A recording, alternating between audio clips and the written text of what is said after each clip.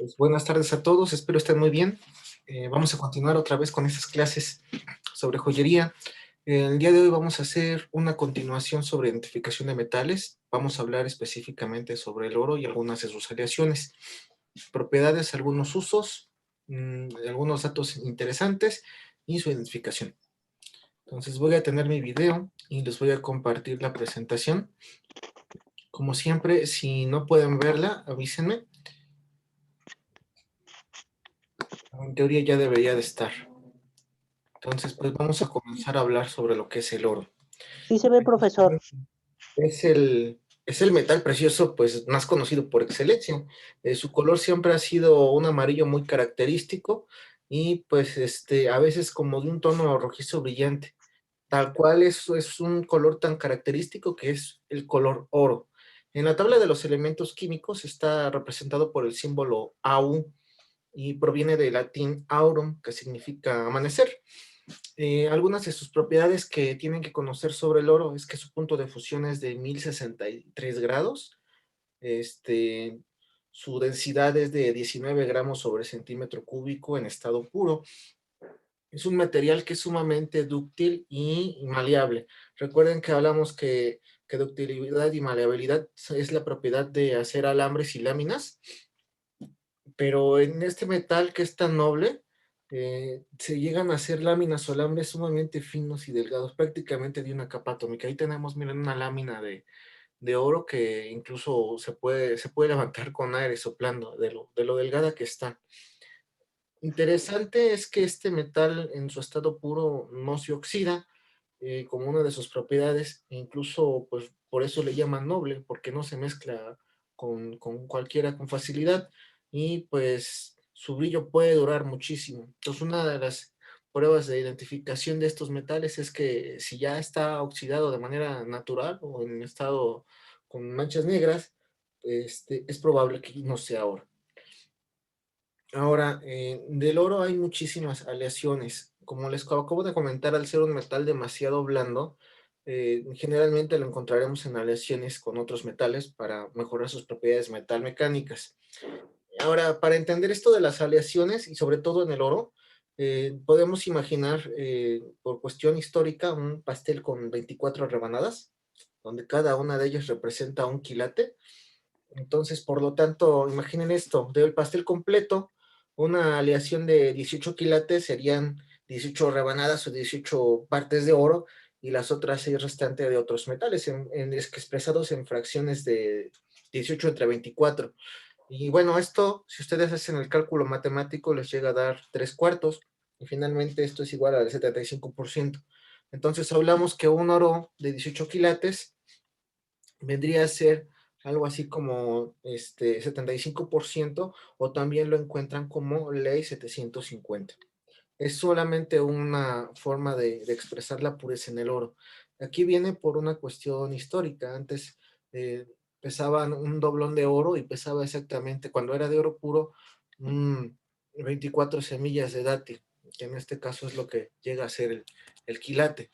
Entonces, solamente aquí hay algunos quintados, 14 quilates, 18 quilates, 750, hay muchísimos. Ahora, en esto de las marcas, pues muchas dependen también de los países. Algunos van a utilizar 750, 18, etcétera, etcétera. Y algunos son, pueden encontrar hasta 12.5 quilates y cosas un poco más extrañas, dependiendo del país. En algunos lugares está más regulado que en otros.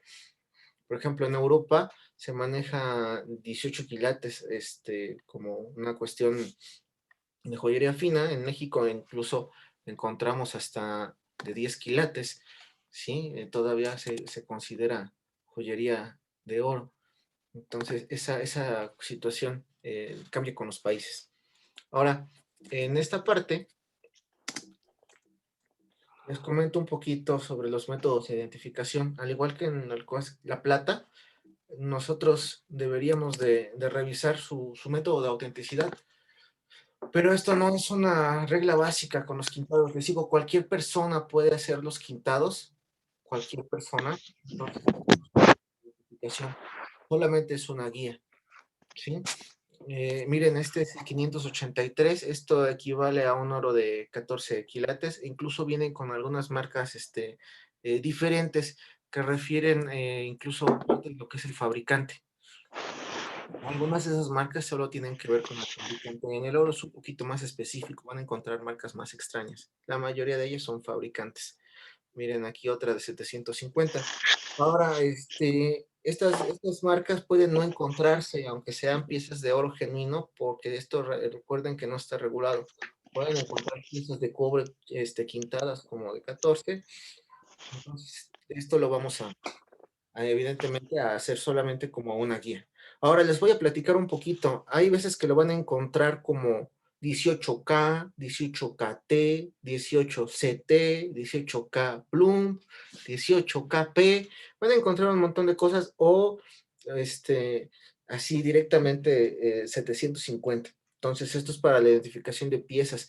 También hay algunas piezas que tienen lo que es el 10 quilates, pero dicen GF o GS, que esto quiere decir que están revestidos de oro. Son piezas que solamente tienen baño de oro, o algunas que dicen doble DOR o doble 14 o CH 14K, solamente son recubrimientos.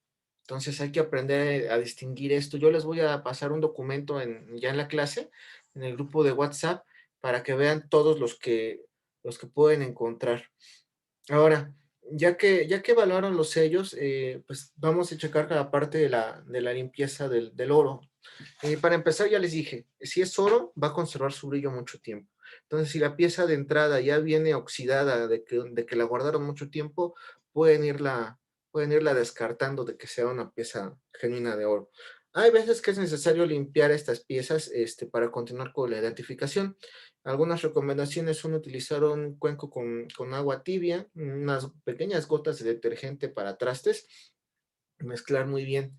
Eh, Esto simplemente es para que podamos identificar la pieza si es que le vamos a hacer más pruebas de manera posterior. Pueden utilizar un cepillo de cerdas finas de dientes, evidentemente que ya no vayan a utilizar para uso personal, únicamente dedicado a los menesteres de la limpieza.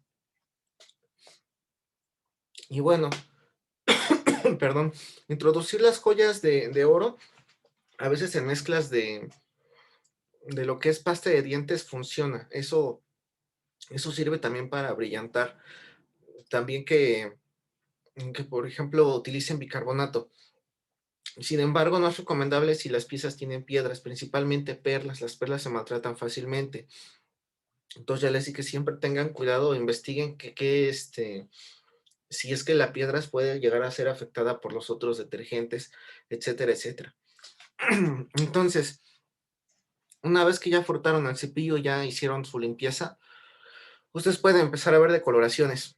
Estas decoloraciones, pues, son producto del óxido, de todas estas cosas que, como ya les comenté, si se caen, revestimientos, etcétera, de aquí viene la frase, ya sacó el cobre.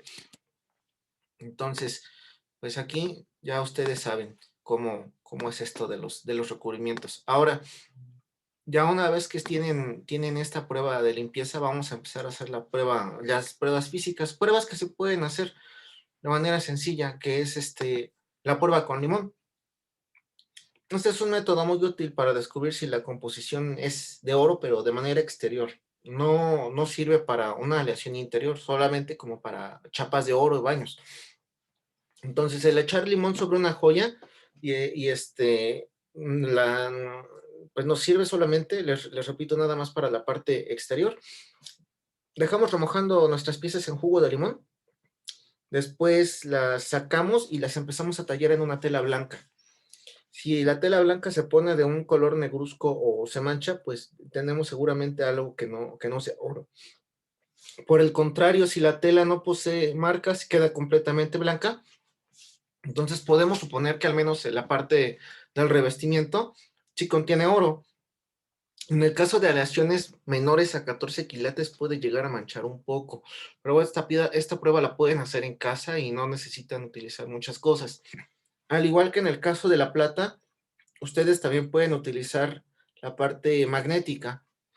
Aquí Vamos a descartar todo lo que tenga hierro, níquel o cobalto. Casi siempre son piezas que les dan baño de oro, llevan un niquelado previo, entonces es un buen método de identificación.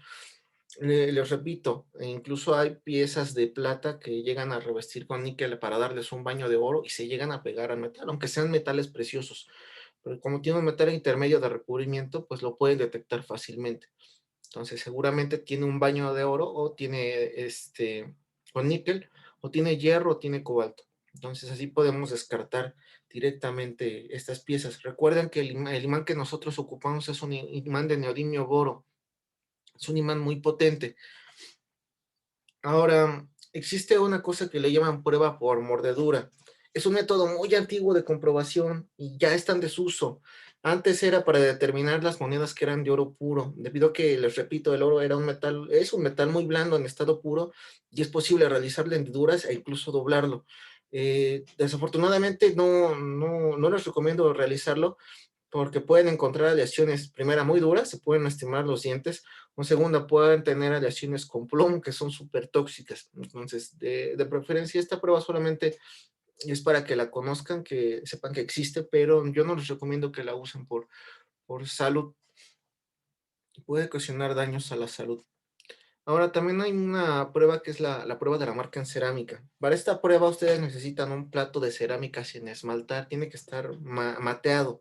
Si ustedes frotan piezas de oro sobre este plato, sobre esta superficie, ustedes pueden ver unas líneas doradas. Si se ven estas líneas doradas, la pieza es oro.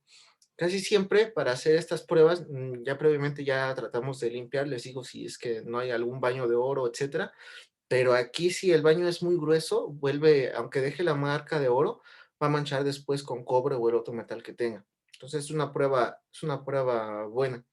Sin embargo, pues también está limitada que siempre tengamos una pieza de cerámica a la mano. Pues una vez que se arregle es difícil que se vuelva a limpiar. Entonces, como un pizarrón que no se va a poder volver a borrar. Tiene esta desventaja, que no siempre tenemos un pedazo de cerámica a la mano. Entonces, recuerden, sin mancha, pues se trata de una imitación. Ahora viene igual la parte de las densidades. Ya les había comentado la anécdota más conocida de la cuestión de la densidad, que fue el descubrimiento de Arquímedes, que le ofrecieron que hiciera, pues determinara si la corona del rey de Siracusa era completamente de oro, y pues este señor, después de mucho pensar, se dio cuenta de que si introduce algún cuerpo con volumen en una bañera, el volumen desplazado por el agua es exactamente igual al volumen de dicho cuerpo.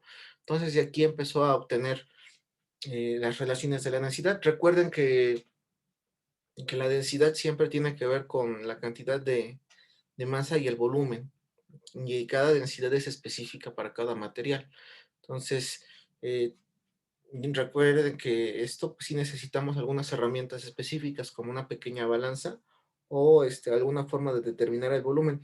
En la clase anterior de la plata hicimos una pequeña probeta improvisada con una jeringa. Entonces, pues, ustedes pueden también hacer eso. O directamente, si son piezas regulares geométricas, podemos calcularlo con fórmulas matemáticas. Tenemos dos métodos para hacerlo. De hecho, lo hicimos con una moneda calculando el diámetro. Entonces, siempre revisar la densidad de una pieza nos va a ayudar. Hay veces que ni siquiera tienen que calcular la densidad de las piezas. Ustedes tocan una pieza de joyería, si está muy ligera para el volumen que es, la descartan directamente para que sea una pieza de oro. La densidad, por ejemplo, del oro de 14 quilates es cercana a los 13 gramos sobre centímetro cúbico. Recuerden, ya está mezclado el oro con cobre, por eso la densidad es menor que en estado puro. En estado puro ya les comenté que es de 19 gramos sobre centímetro cúbico. Y así va cambiando, el de 18 gramos es cercano a 15 gramos sobre centímetro cúbico, el de 18 quilates. Entonces las densidades cambian dependiendo de la composición de la aleación. Entonces, miren, aquí está el ejemplo de lo que hicimos en algún momento, pero esto es ya directamente con un dibujo. Y bueno, pues esa es un buen método de identificación. Ahora, tenemos una situación que fue, digamos que deshonesta en parte del mundo de la joyería, y es que existen falsificaciones de lingotes de oro puro. ¿Cómo está esto posible si ya checamos lo de la densidad? Resulta ser que hay un material que se llama tungsteno, y también lo conocen como wolframio, tiene una densidad de 19.25 gramos sobre centímetro cúbico. Es muy cercana a la del oro. Ya siendo así muy exactos, la del oro es de 19.3 gramos sobre centímetro cúbico, ya con los datos más exactos. Entonces, llegaron a realizar lingotes falsificados de tungsteno que llegaron a bañarlos en oro y llegaron a engañar a muchísimos expertos y distribuidores debido a la similitud de la densidad. Este tipo de lingotes que están recubiertos con una capa lo suficientemente gruesa de oro, pues reaccionan de la misma forma a las pruebas químicas que se le someten al oro, el calado al ácido, tampoco era detectable por rayos X, sonaban igual en sonido que los lingotes golpeados, o sea, la única forma de detectar la falsificación de un lingote de estos era tal cual cortándolos o perforándolos por la mitad. Entonces, es una prueba que en muy pocas ocasiones se suele realizar. Miren, ahí está una muestra de un lingote de tungsteno. Entonces, evidentemente esto no es económico. O sea, el fabricar tungsteno y el hacer este tipo de procesos fue alguien que sabía de ciencias, sabía de materiales y tenía los recursos para hacerlo. Entonces, no van a encontrar joyería de tungsteno recubierta de oro. Esto es únicamente para los lingotes, ¿sí? Por lo general, cuando compra uno oro de 24 quilates, le venden pedazos a uno o fracciones de luego de algunos lingotes o yo directamente las láminas. Entonces es fácil verlo en ese ámbito, ¿no? Son piezas muy chiquitas, no conviene estar haciendo el pequeño pedazo de tungsteno y recubrirlo. Esto es solo para cuestiones mm, pues de lingotes, para que no vayan a asustarse. Ahora, pues les comento, también es parte de lo que había comentado Héctor el otro día. Este señor Isaac Newton, que seguramente ustedes conocen, habiendo culminado ya su carrera científica, aceptó ya cerca de 1690 y algo, un cargo en la Casa Real de Moneda en Londres. Y gracias al principio científico de las densidades que les acabo de comentar, este, se dio cuenta de que una de cada 10 monedas que circulaban por Inglaterra eran falsas. Y no solo eso, que en plena crisis económica el resto de las monedas eran recortadas por los bordes para volverse a fundir y acuñar. Imagínense, empezaban a hacer las monedas cada vez más chicas para hacer falsificaciones con restos de monedas. Entonces, a raíz de eso tuvieron que tomar algunas medidas necesarias, ¿no? Principalmente la parte de las marcas, o los bordes en las monedas. Ahora, Isaac Newton jugó mucho al estilo Sherlock Holmes, incluso estuvo persiguiendo al responsable de estas monedas, que principalmente era un estafador llamado William Chaloner, y pues realmente era un habilidoso aprendiz de Lefebvre que se convirtió en un falsificador de la época. Solo como una cuestión histórica interesante. Ahora, pues ya directamente de que hablamos de las propiedades del oro y algunas pequeñas pruebas que pueden hacer en casa, no hay nada como hacer las pruebas de acción química profesional, que son como las que realizan las casas de empeño. Al igual que en el caso de la plata, pues se utilizan incluso los mismos ácidos, o ya hay unos especiales en el mercado con aleaciones muy específicas para poder detectar cada una de las aleaciones de oro. Ustedes pueden hacerlo a la antigua escuela con nada más los dos ácidos, o pueden comprar el juego de ácidos. Ambos son muy buenos. Eh, Aquí, pues les comento que se pasa una reacción, sigue siendo por colorimetría. Lo que nosotros tenemos que hacer como calado inicial es una preparación de superficie. Entonces, esta preparación de superficie es quitarle, al igual que la plata, lijar un poco, quitarle grasa, limpiarlo perfectamente para que nosotros podamos aplicar la gota de ácido. Y lo primero que vamos a hacer es aplicar la gota de ácido nítrico. Si al contacto con el ácido nítrico no sucede reacción alguna, ya después de que lo, lo, lo revisaron, lo limpiaron, lo prepararon en la superficie y tocan, hagan de cuenta que es una gota de agua que toca, no reacciona absolutamente nada. En ese momento ya nosotros comprobamos que sí tenemos oro efectivamente. Hay veces que aleaciones de oro por debajo de 14 quilates se empieza a oscurecer un poco, pero es muy lenta la reacción. Entonces, mientras más puro sea el oro, menos reacción vamos a encontrar. Una vez que ya pudimos determinar que sí es oro, falta conocer cuál es el quilataje o la pureza metalúrgica que tiene esta pieza. Aquí es donde ya hacemos el uso de la colorimetría, vamos a ver algunas reacciones que suceden en estos casos. Entonces recuerden, estas pruebas siempre tienen que hacerse en un lugar ventilado, bien iluminado, de preferencia usar guantes. Bueno, vamos a hablar un poco sobre las reacciones. Esta tabla también se las voy a compartir en el documento que les voy a compartir. Entonces, miren, voy a empezar de abajo hacia arriba. Cuando nosotros ponemos el ácido nítrico en aleaciones de 8 o 10 o 12 quilates, se llegan a hacer manchas café de oscuro a café claro. Y cuando nosotros, ya una vez que aplicamos esa gota, tenemos que aplicar una segunda gota de ácido clorhídrico sobre la misma gota que ya hicimos. Esa combinación de ácidos produce agua regia y es la que sí disuelve el oro. Y da un color muy característico, una reacción que nos puede indicar cuánta cantidad de oro tiene. Ahora les repito, esto es cualitativo, es realmente, no hay una forma exacta de comprobarlo con este método, es nada más un estimado, pero es un estimado muy cercano. Entonces, miren, puede empezar en 8 quilates como muy espumoso o ligeramente lechoso y verde en el caso de 12 quilates. Cuando tenemos un oro de 14 quilates, cuando ponemos la gota de ácido nítrico no hay reacción y cuando agregamos la segunda gota, tenemos un color verde tornasol o verde esmeralda. Es muy característico en el oro de 14 quilates. Tan característico que quien ya se dedica a esto lo reconoce de manera inmediata. Pero les repito, tienen que practicarlo, tienen que conocerlo. Esto es realmente un arte sensorial. Entonces no hay forma de descubrirlo a la primera. Ya deberían de tener ustedes algunas piezas que sí sepan que son ese metal para tenerlas ese patrón e identificarlas. Entonces lo que quiero es que vean en la siguiente clase todos esos colores. Espero se pueda ver bien en el video. Ahora imaginen, ya una vez que tenemos 18 quilates, sigue igual sin hacer reacción con el ácido nítrico, pero al momento de que agregamos el clorhídrico, se pone como una nata color huevo, el color es amarillento. Cuando tenemos 22 quilates, no hay reacción y cuando agregamos el ácido clorhídrico, hay un ligero burbujeo o a veces no hay reacción o el burbujeo es muy ligero, pero ya no genera color. Y lo mismo pasa con el oro de 24. Aquí, para nosotros saber si tenemos oro de 24 puro o compramos oro de 24 quilates puro, nosotros tenemos que calentarlo al fuego. Se le hace una última prueba. Se calienta al rojo vivo y sin moverlo, sin nada, dejamos que solito enfríe.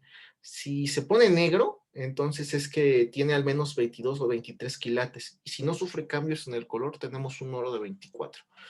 Entonces, esa es la prueba básica, es lo que hacen muchas casas de empeño, las personas que se dedican a la compraventa de metales.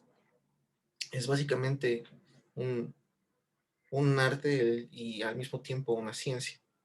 Ahora, como dato interesante, por ejemplo, cuando Alemania invadió Dinamarca durante la Segunda Guerra Mundial, hubo un químico llamado George Hepsi que disolvió unas medallas de unos premios Nobel de algunos científicos famosos de la época y los disolvió precisamente en agua regia, en esta mezcla que yo les acabo de decir de ácido nítrico con ácido clorhídrico. Y se disolvieron las monedas, esto para evitar que las monedas fueran robadas y solo se veía una solución. Entonces, esta solución después la dejó en la estantería de su laboratorio y sí, evidentemente pues no robaron las monedas, es una anécdota que se cuenta. Ya después de que pasa esta guerra mundial, pues regresan al laboratorio y precipitaron el oro para sacarlo de la muestra. Entonces el oro fue devuelto a la Real Academia de Ciencias de Suecia y la fundación entregó nuevamente las medallas a sus respectivos dueños con el mismo metal. Entonces, imaginen, es la parte maravillosa de la química, muy similar a lo que hicimos en los videos de refinación y obtención de plata. Entonces, aquí hay una imagen de lo que es el agua regia cuando se está preparando en solución. Es una solución inestable, quiere decir que se tiene que preparar al momento que la van a utilizar y y principalmente también lo utilizan para grabados al ácido. Entonces, no solamente se utiliza para calado de metales, se pueden hacer bajorrelieves y trabajos muy interesantes con el agua regia. El grabado al ácido es una técnica interesante, pero también hay que tenerle mucho respeto. Ahora, del oro también existen muchos colores. Puede variar dependiendo de las aleaciones y también de la aceptación internacional. La ley metalúrgica del oro se mantiene constante, pero la proporción de los elementos salientes es lo que cambia. Entonces, aquí lo que utilicemos como ligas metálicas es lo que va a variar y va a dar colores muy interesantes. Aquí voy a dar un ejemplo de las proporciones. Por ejemplo, si ustedes quieren oro amarillo, eh, pues puede obtener con 75% de oro fino, o ya hablamos para 18 quilates, ¿me escuchan bien? Entonces, 75% de oro fino y 12.5% de cobre y el otro 12.5% restante de plata. Con eso nosotros obtenemos el oro amarillo clásico. Estos datos también se los voy a dar en el documento que les voy a pasar en las clases, en el chat grupal. Y por ejemplo, si ustedes quieren oro blanco, el oro blanco, les comento, no existe como tal, es una aleación muy clara de oro. Tiene, para 18 quilates son 75% de oro fino, 12.5% de plata y 12.5% de paladio. Es una mezcla de oro, plata y paladio. Esto da un oro muy amarillo y muy blanquito, pero se le tiene que dar un acabado superficial que principalmente es un baño de rodio, un baño electroquímico de rodio para mejorar el color. Entonces, todos siguen siendo de 18 quilates porque todos tienen 75% de oro. Por ejemplo, el oro rojo, el oro rosado, 75% de oro, 20% de cobre y 5% de plata. Con eso se obtiene el oro rojo rosado. Y el oro verde es 75% de oro y 22% de plata y 3% de cobre.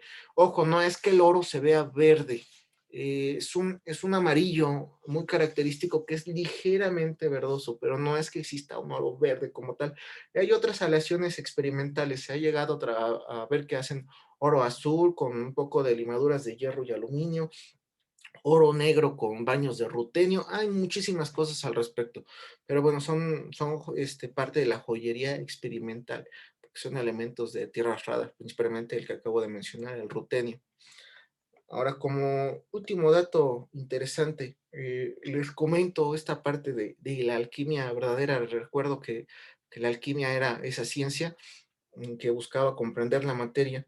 Entonces, la parte que venía con los alquimistas era principalmente la transmutación de los metales, pues fue una de las obsesiones de estos sujetos, de los alquimistas. Entonces, prácticamente dedicaron su vida con el objetivo de encontrar la piedra filosofal y conseguir la conversión o la transmutación del plomo en oro, entre muchas otras cosas, vida eterna, etcétera. Y bueno, les comento, en 1934, pues era obvio que el átomo no merecía su nombre. Esta palabra fue ofrecida por primera vez en la antigua Grecia para designar a las partículas más pequeñas que formaban a todas las cosas. Y estos objetos pues eran indivisibles. Bueno, eso es lo que se creía y eso es lo que es exactamente lo que significa la palabra átomo. Entonces, el trabajo de los químicos de los 3 siglos anteriores, eh, pues llegó a dar o había demostrado la existencia de los átomos y de las partículas que componen y la gran variedad de estos materiales existentes es consecuencia pues de enlazar y combinar diferentes especies atómicas. ¿A qué voy con todo esto? Gracias a todo este conocimiento que ya tenemos sobre química es posible diseñar y crear nuevos compuestos y características definidas. Sin embargo, pues parecía imposible convertir un átomo en otro. Se podía hacer a partir de varios átomos alguna nueva sustancia, ¿sí?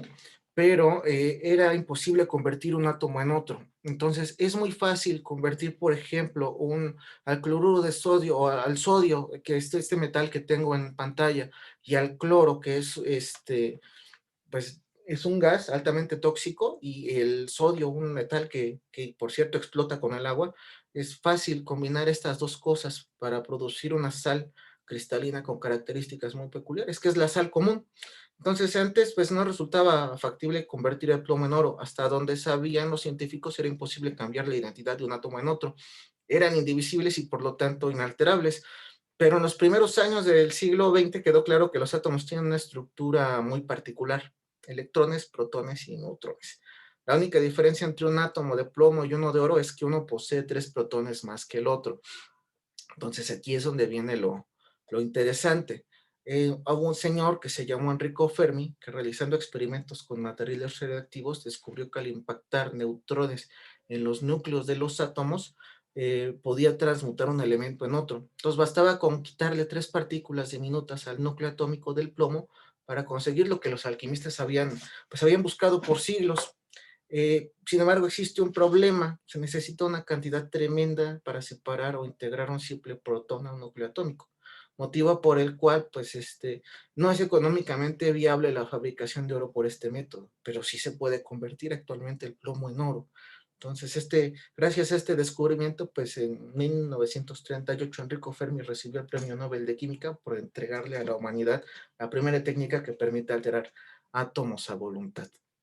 Entonces, vean qué interesante está esto. Hay algunas otras pruebas que se pueden hacer, ya son más de laboratorio, como la resistividad eléctrica, pero ya no me voy a meter con ello.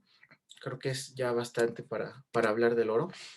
Entonces, espero les haya gustado la presentación, principalmente la última parte, que fue como mucho química. Espero no haya ido muy, muy rápido con todo esto.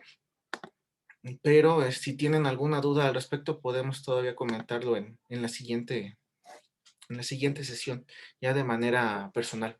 Entonces, pues muchas gracias por ver este video como siempre, y nos vemos en la siguiente clase.